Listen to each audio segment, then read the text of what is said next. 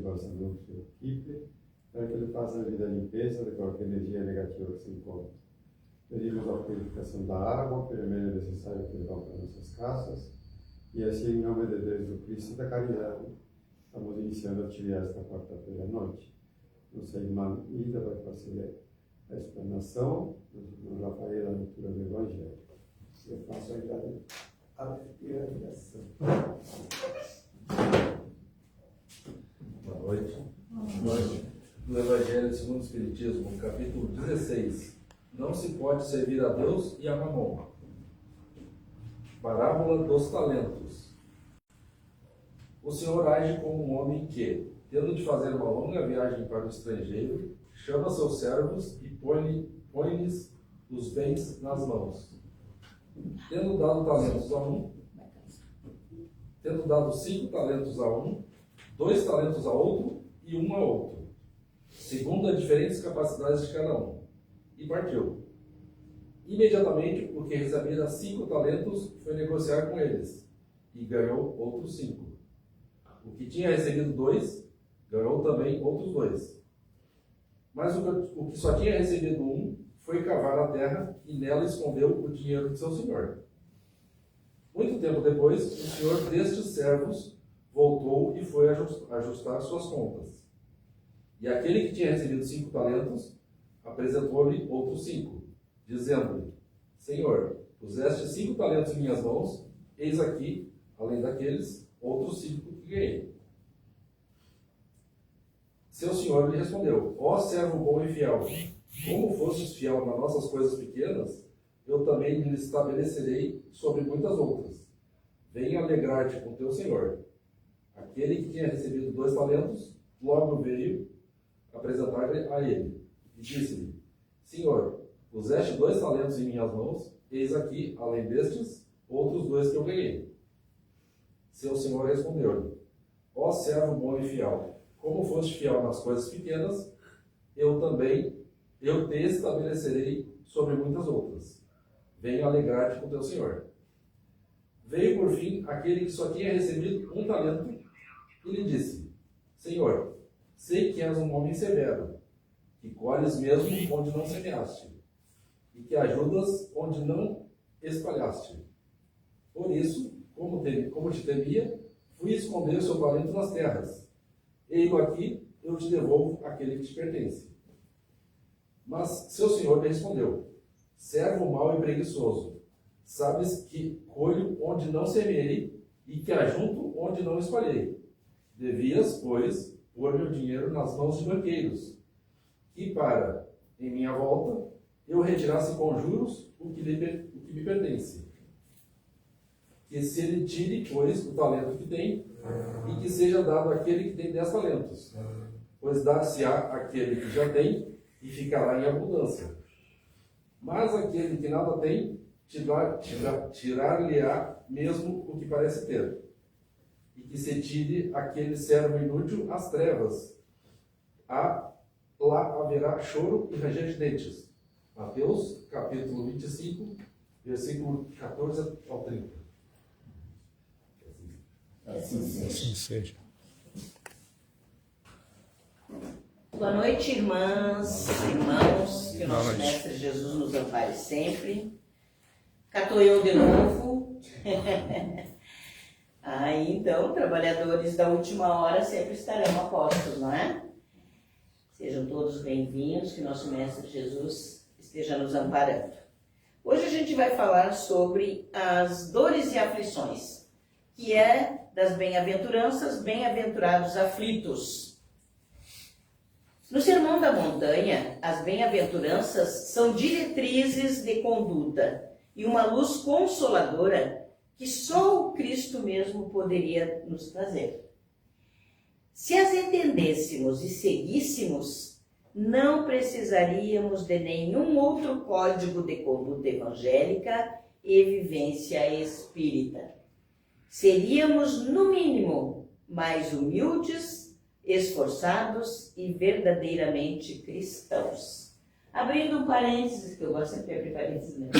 É o Gandhi, que ele era hindu, né? Não era nem cristão, uma vez ele disse, se todas as obras religiosas, espiritualistas, espirituais, todos os pergaminhos se perdessem e ficassem só o Sermão da Montanha, as bem-aventuranças, a humanidade teria diretrizes para seguir em frente. Então vejam, né, a importância do Sermão da Montanha que o Cristo nos deixou, né, que é no caso das bem-aventuranças.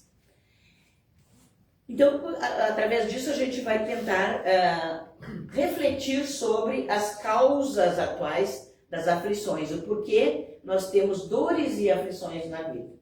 Ninguém quer, né? Ninguém quer sofrer dores físicas, dores morais, dores qualquer da alma, ninguém quer sofrer, né? A gente quer tranquilidade, harmonia, e uma hora a gente vai ter isso, né? Quando nós realmente cumprirmos as bem-aventuranças.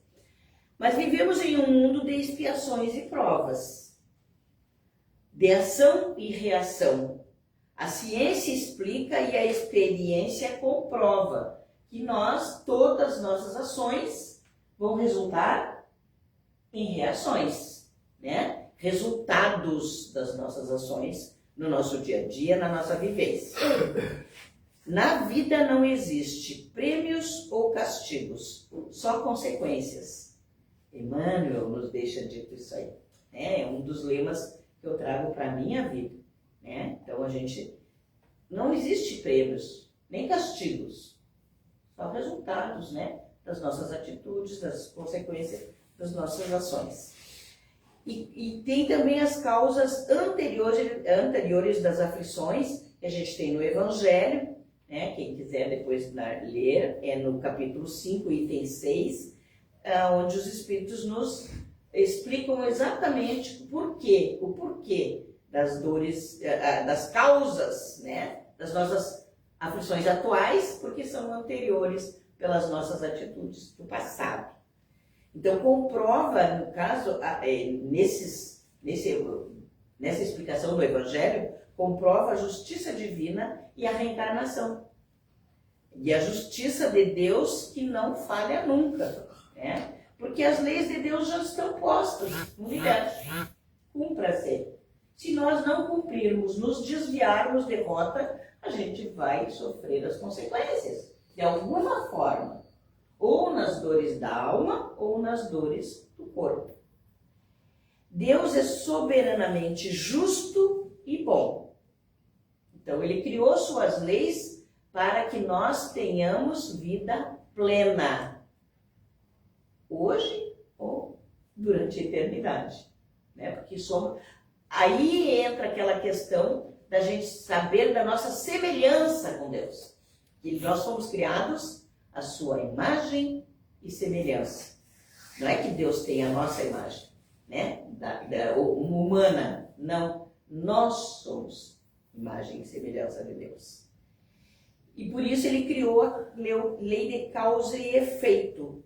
Portanto, como é uma lei de Deus, é o quê? Imutável. Criou. Agora cumpra-se. Não muda. Deus não derroga as suas leis, senão Ele não seria Deus. Então, o que nos explica a justiça das aflições das atuais, né? O ser humano, homens e mulheres, nós sofremos o que fizemos os outros sofrerem.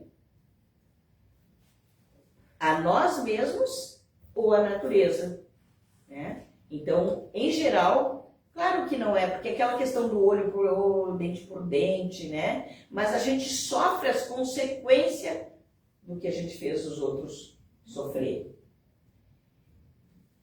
Tem ditados populares que dizem assim, aqui se faz, aqui se paga. Isso é o quê? Resgate.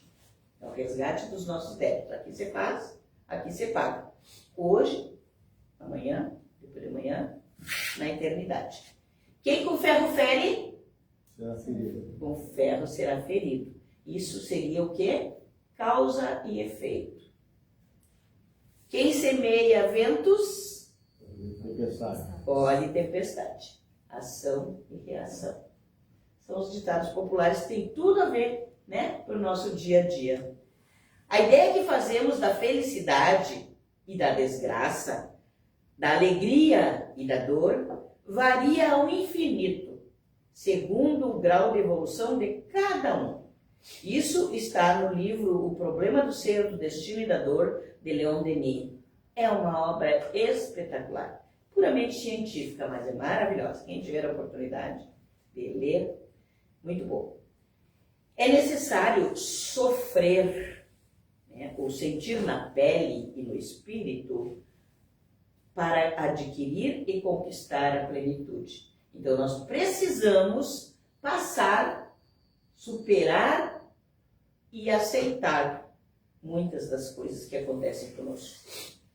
Os atos de sacrifício aumentam as radiações psíquicas.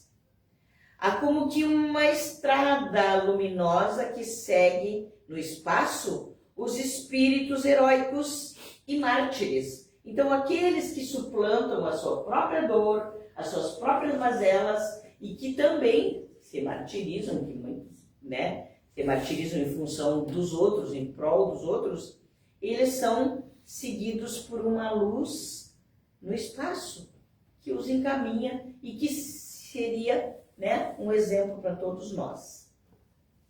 Isso está também contido no Evangelho, capítulo 13, item 5. Aqueles que nunca sofreram não entenderiam isso, pois nestes só há superficialidade e banalidades terrenas.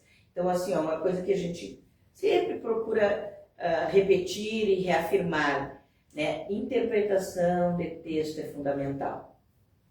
A gente ler, entender, interpretar, colocar na prática para o nosso dia a dia, né? Então, é fundamental para que a gente possa sair dessas banalidades terrenas e entender as lições que a espiritualidade nos traz diariamente. Nessas pessoas há falta de largueza, sensibilidade, né, em seus corações, e seus horizontes são acanhados. São pessoas que se apegam à letra, né, não interpretam o que quer dizer, quais são as lições, o que o Cristo, o que a espiritualidade está nos trazendo. Por isso que é fundamental o estudo, né? O estudo sistematizado, que a gente converse sobre o assunto, que a gente debata, não que a gente critique ou rebata, mas debata, né? Os livros das obras básicas, né? Então isso aí vai ampliando os nossos horizontes e os nossos entendimentos da espiritualidade. Miguel Ângelo, o escultor, adotou o seguinte preceito: concentra-te e faze como o escultor faz com a sua obra, que quer aformosear.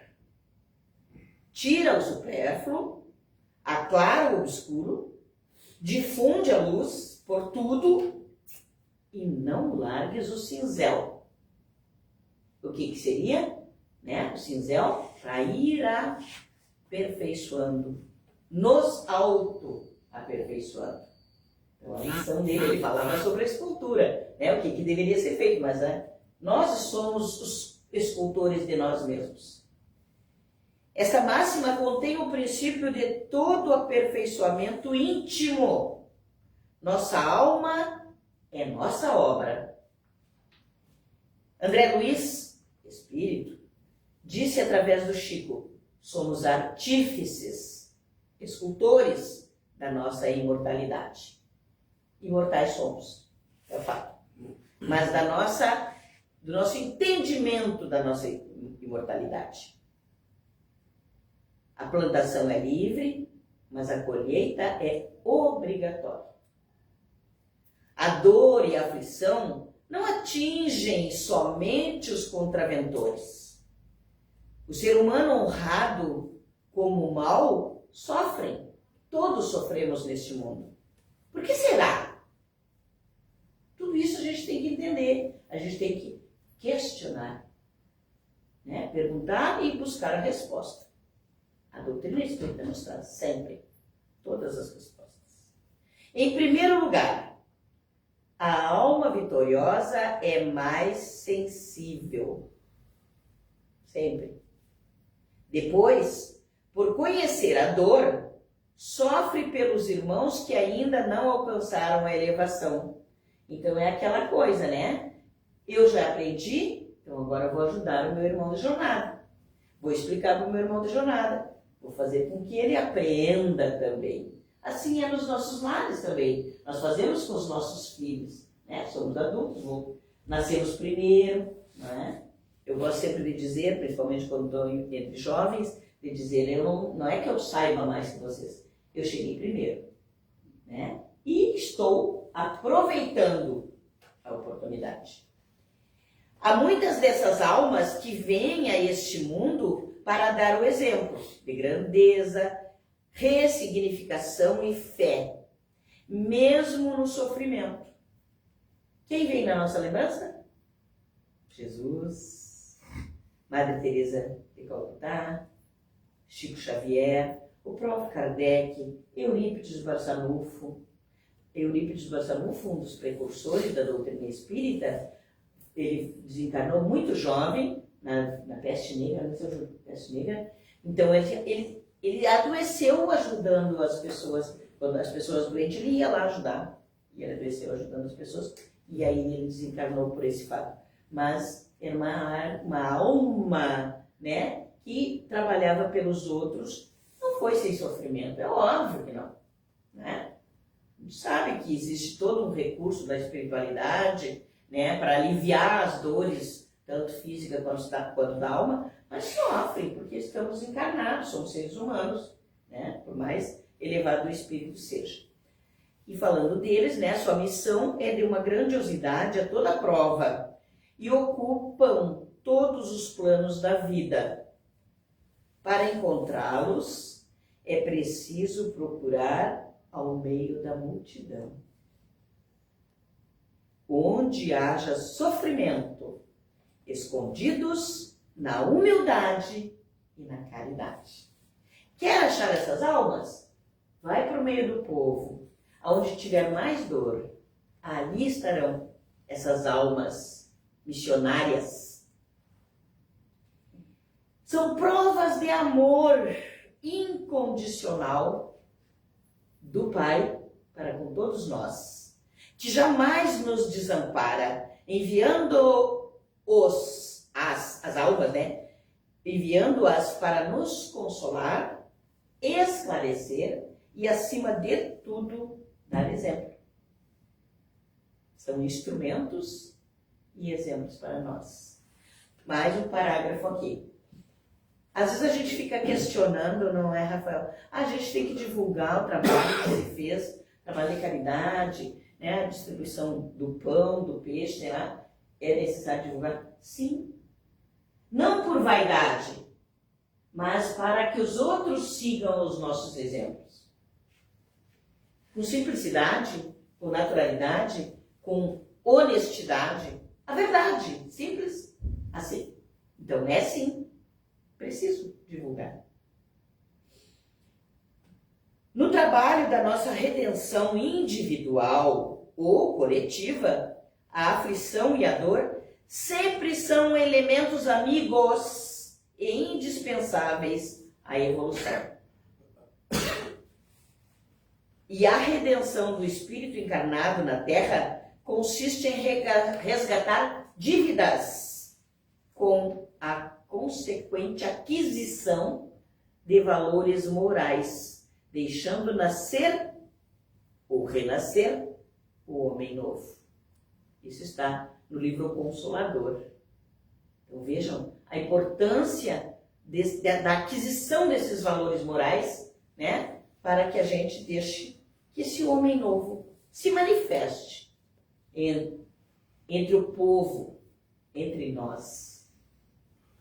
As lágrimas caracterizam-se através de origens específicas.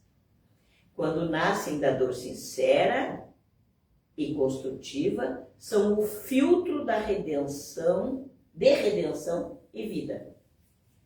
No entanto, se procedem do desespero e da inconformação, são venenos letais. Então vejam a diferença. Não é proibido chorar. Chico dizia sempre assim, ó, quando chegava uma pessoa em extremo sofrimento para pedir um consolo para ele se abraçava com essa pessoa e chorava junto. Chorava junto. Depois, né, claro, com certeza vinham palavras, mas a gente não tem que ter escrúpulos de se solidarizar com a dor do nosso irmão de jornada. Quando nascem, a resignação é a prova de fé em Deus. Então, o que a gente pode trazer para essas pessoas? Se abraçar, dizer, eu te entendo, eu sinto a tua dor, mas precisamos ter resignação. É isso que ele pode dizer. A única coisa que ele pode fazer para aliviar a dor, que em geral as pessoas já estão realmente filtrando, né, as suas mazelas do passado. A vida, em virtude do ser imortal, somos todos, nos prepara a possibilidades sempre novas e chance de melhoramento. O sofrimento é apenas um dispositivo que corrige nossos abusos e erros, incentivando e alertando-nos para o futuro. Então, sempre há uma luz no fundo do túnel, que a gente tem que ter essa expectativa, né? E que nada é para sempre. Tudo vai mudar. Tudo muda de uma hora para outra. Depende de nós. Depende do quanto a gente vai se agarrar a esse sofrimento. Muitas vezes diz, ai, a minha dor, né? Então a gente se agarra ao sofrimento. Não, é a dor, não é minha, vai, né? Então é isso que a gente tem que se desapegar, tanto do sofrimento quanto da alegria, que a gente sabe que nada é permanente. Assim, as leis soberanas mostram-se perfeitas, justas e boas. Não infligem a ninguém dores inúteis e imerecidas. Então, todas as dores é porque nós pedimos, porque merecemos e porque é necessário. O estudo do universo moral enche-nos de admiração pelo poder que, mediante o emprego da dor, transforma pouco a pouco as forças do mal em forças do bem. Faz sair do vício a virtude e do egoísmo o amor. Daí em diante, certo do resultado dos seus esforços, o ser humano aceita com coragem as provas inevitáveis, com fé e perseverança no bem. Carrego a minha cruz, mas coloco uma almofadinha no ombro. Isso aí é resignação.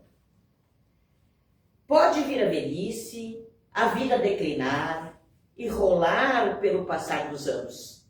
A nossa fé deve ajudar-nos a atravessar os períodos acidentados e as horas de dor da nossa existência. À medida que os anos passam pelos sofrimentos, vai se fazendo mais viva a grandeza de Deus à luz da consciência.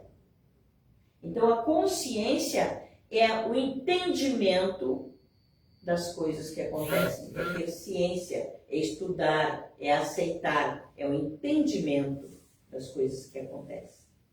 O sentimento e a certeza da justiça, da bondade e do amor que preside os destinos de toda a humanidade torna-se para todos nós força nas horas de desalento, facilitando a preparação para os momentos de aflição, porque haverão, é óbvio que haverão, mas depende de nós ultrapassar esses momentos com força, com coragem, com fé. Seres humanos, pobres viajantes que trilham penosamente a subida dolorosa da existência, saibam que por toda parte em nosso caminho, seres invisíveis, poderosos e bons caminharão ao nosso lado. Isso é um consolo absoluto que a doutrina espírita nos traz. Sempre haverá seres maravilhosos tentando nos ajudar. Basta que abramos a nossa mente, nosso coração. Nas passagens difíceis, seus fluidos amparadores sustentam a nossa marcha vacilante. Isso também está lá no livro, né? Os Problemas do Ser, do Destino e da Dor, do Leon Denis. E também tem, estamos dentro do horário ainda, tem aquela passagem, né, que tem uma música da pegada de areia, né? Quem não sabe, que aquele fiel foi reclamado de Jesus. Mas, Senhor, tu me prometeu que tu estaria sempre ao meu lado. Mas eu olhando para trás, eu vejo pegadas na areia, só as minhas pegadas. Aí Jesus responde, meu filho, foi aí que eu te carreguei no colo. Então, na verdade, as pegadas eram do Cristo, não dele, né, pretensioso. Então, é assim que acontece. Né? Os seres de luz que são encarregados nos carregam no colo. E nós não sabemos valorizar, avaliar, porque nós não temos a consciência disso.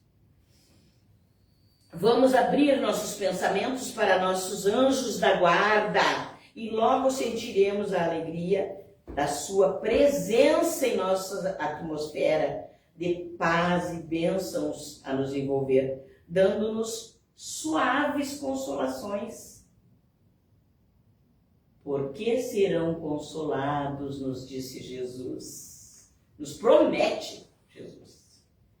Estas verdades não dispensam as emoções, dores, lágrimas, que pela lei maior teremos que passar, mas nos dão uma força, um alento para seguirmos em frente, sem murmurar, sempre em frente. Não larguemos o cinzel. Se continuamos a sofrer, a chorar, é sem amarguras e sem blasfêmias, com resignação. Lembremos que nada na natureza sucede de balde e sem causa.